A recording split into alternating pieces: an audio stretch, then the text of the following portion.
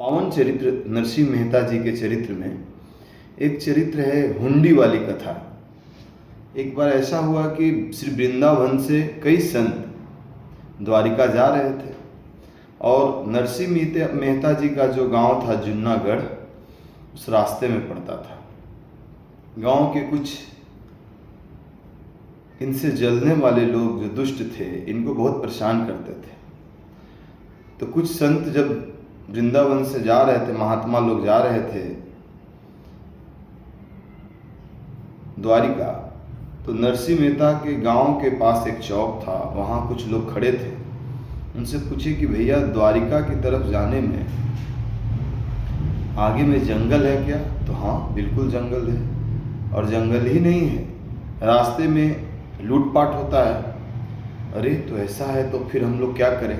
और वो जो महात्मा थे अपने गुरुदेव का जो उनके यहाँ कुछ कार्यक्रम था, गुरुदेव के यहाँ उत्सव था, उसके लिए 700 रुपया उस जमाने में लेकर के जा रहे थे। तो बोले कि देखिए यहाँ पास में एक नरसिंह मेहता जी हैं, वो जो हुंडी लिखते हैं उनको आप लोग पैसा दे दीजिए, वो हुंडी लिख देंगे और आप लोग द्वारिका चले जाइएगा, वहाँ हुंडी को भंजा लीजिएगा। जैसे हुंडी कहते हैं, जैसे आज चेक होता है तो हम लोग किसी से पैसा के बदले चेक दे देते हैं कि आप ले जाइए भंजा लीजिएगा। लेकिन दरअसल नरसिंह मेहता तो एकदम निर्धन ब्राह्मण थे, वो हुंडी लिखते नहीं थे। परेशान करने के लिए वो गांव के 2-4 लोग ऐसा वो संत महात्मा से कह दिए, और ये भी कह दिए कि वो हुंडी लिखने के लिए तैयार नहीं होंगे। बार बार आप लोग कहिएगा तो भी तैयार नहीं होंगे, बोलेंगे कि हम हुंडी नहीं लिखते हैं। लेकिन आप लोग बार बार कहिएगा और नहीं मानेंगे तो अंत में उनको सांवरिया सेठ का, भगवान कृष्ण का कसम धराइएगा। वो जो महात्मा थे, 6 महात्मा थे, गए नरसिंह मेहता जी के पास, बोले आपका बहुत नाम सुने हैं, हम लोग द्वारिका जा रहे हैं,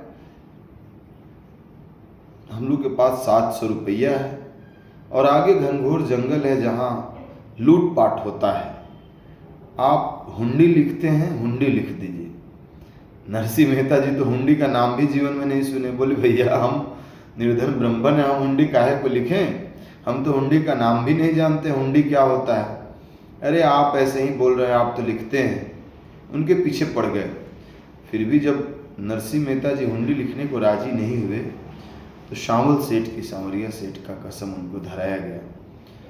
मजबूर हो के नरसिंह मेहता जी करते क्या, अब भगवान का कसम था तो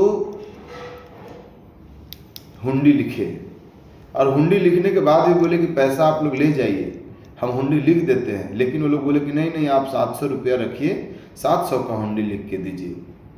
और वो लोग चले गए। अब यहाँ नरसिंह जी सोच रहे हैं कि महात्मा का पैसा था ये 700 रुपया, ये अपने गुरुदेव का उत्सव महोत्सव में ले जा रहे थे, तो इसका हम क्या करें। बड़ी सोच विचार करके नरसिंह मेहता जी ने तय किया कि संतों की सेवा में इस 700 रुपया को लगाएंगे, और उससे पूरा बढ़िया भंडारा किए और संतों को खिलाए। जब वहाँ पहुँचे महात्मा लोग, और हुंडी जो था वो सामल सेठ के नाम से था। अब वहाँ गए, सबसे पूछ रहे हैं भाई यहाँ सामल सेठ कहाँ है। सबने कहा सामल सेठ तो यहाँ कोई नहीं है, जो हुंडी उनके नाम से एक हुंडी है, बोले यहाँ सामल सेठ कोई नहीं है। द्वारिका में खोजते खोजते द्वारिका जी के मंदिर के आगे महात्मा बहुत दुखी हुए कि हम लोग के साथ तो ठगी हो गया, हम लोग के साथ नरसिंह मेहता धोखा कर गए।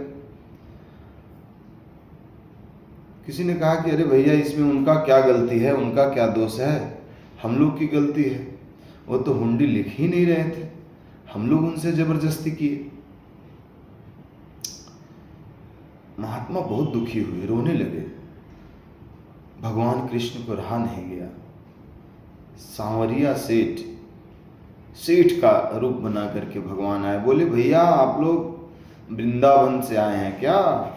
तो हाँ। आप लोग श्री नरसिंह मेहता जी का हुंडी लेके आए हैं क्या? तो हाँ। आप कौन? अरे हम सावल सेठ हैं। अब तो इन लोगों इतने प्रसन्न हुए कि अरे भाई इतना देर से हम लोग खोज रहे थे, 2 दिन से आपको यहाँ, और कोई बता नहीं रहा था आपके बारे में। बोले मेरे बारे में तो हमारा जो प्रिय है वही बता पाता है। भगवान साक्षात सेठ का रूप बनाकर आए और उन संतों से हुंडी लिए और हुंडी के बदले 700 रुपया दिए, और ऐसा पैसा दिए कि वो पैसा वो लोग खर्च करते थे और वो 700 का 700 रहता ही था।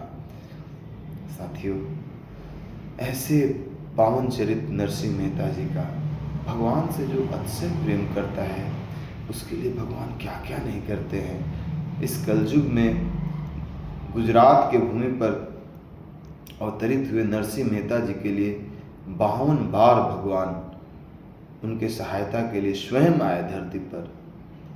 ऐसे नरसिंह मेहता जी का पावन चरित्र। हरे कृष्णा।